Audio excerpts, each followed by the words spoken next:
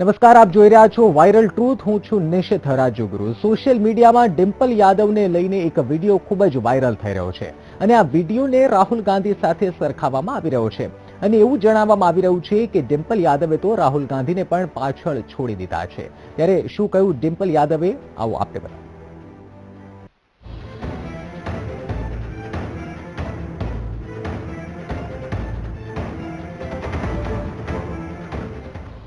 Dimple યાદવનો viral થયો video.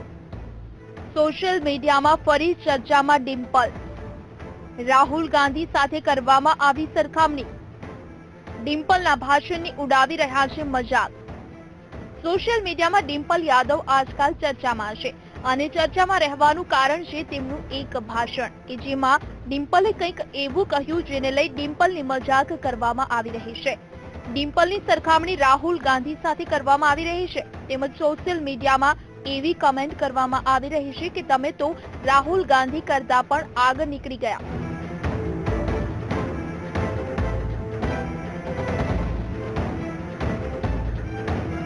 ઉત્તર પ્રદેશના ચૂંટણી જંગમાં જ્યારે અખિલેશ યાદવ અને રાહુલ ગાંધી જાહેર સભાઓ ગજવી રહ્યા છે ત્યારે મુખ્યમંત્રી અખિલેશ યાદવના પત્ની ડિમ્પલ યાદવે પણ કમર કસી છે અને સમાજવાદી પાર્ટીને જીતાડવા માટે જાહેર સભાઓ સંબોધી રહ્યા છે.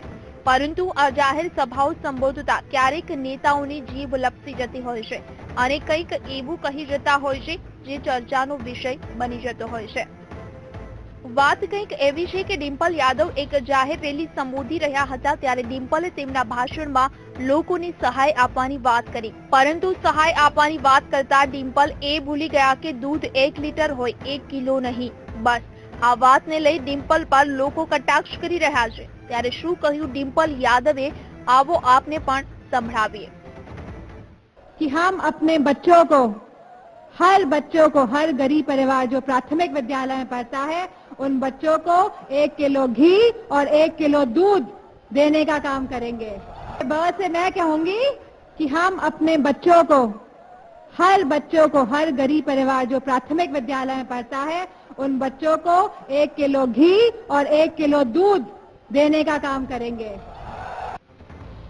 સોશિયલ મીડિયામાં આ વિડીયોને લઈ અનેક પ્રકારના કટાક્ષ કરવામાં આવ્યા છે અને ચર્ચા થઈ રહી છે કે ડિમ્પલ યાદવે તો રાહુલ ગાંધીને પણ પાછળ છોડી દીધા. હવે આપને જણાવી દઈએ, રાહુલ ગાંધી પણ અગાઉ તેમના ભાષણમાં અમુક બાબતો ભૂલી જતા હોય છે જેથી કહેવા જાય છે કંઈક અને કહેવાય જાય છે કંઈક બીજું. आपको अच्छी लगी तो ऐसे थोड़ा मार दीजिए हाथ, आप थोड़ा सा मार दीजिए, एक बार मार दीजिए. क्यों कष्ट हो रहा है आपको? अगर अच्छी लगी मार दीजिए. अच्छी नहीं लगी. Speaker madam, when sorry chairman sir, जो लिख के दिए ना उसमें मैडम है या चेयरमैन है ये भी पता नहीं था, ऐसे ही पड़ गया. આ ઉપરાંત પણ રાહુલ ગાંધી ઘણીવાર મીડિયામાં ચર્ચામાં રહ્યા છે જેમાં રાહુલ ગાંધી લોકસભા સ્પીકરને સ્પીકર મેડમ કહી દે છે જ્યારે ત્યાં ડોક્ટર પી વેણુગોપાલ બેઠા હતા. આ ઉપરાંત પણ અગાઉ રાહુલ ગાંધી તેમની સ્પીચને લઈ ચર્ચામાં રહ્યા છે.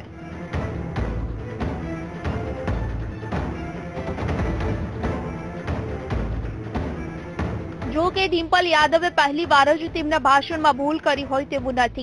અગાઉ તેઓ પણ સંસદમાં શબ્દો બોલવામાં ચૂક કરી ગયા છે. ત્યારે આવો આપને પણ સંભળાવી દઈએ એ ભાષણ. उत्तर प्रदेश हुनरमंदों का प्रदेश है, हम सभी जानते हैं. मेड इन इंडिया का भी हमारा ये सपना तभी कारगर हो पड़े, तभी सफल हो पाएगा यदि किसी योजना में वह धनराशि अनुमन्य नहीं है. जो पूर्व की आईटीआई थी उनमें भी विस्तार किया गया है. राज्य सरकार द्वारा स्थापित उत्तर प्रदेश कौशल विकास मिशन कुशल भारत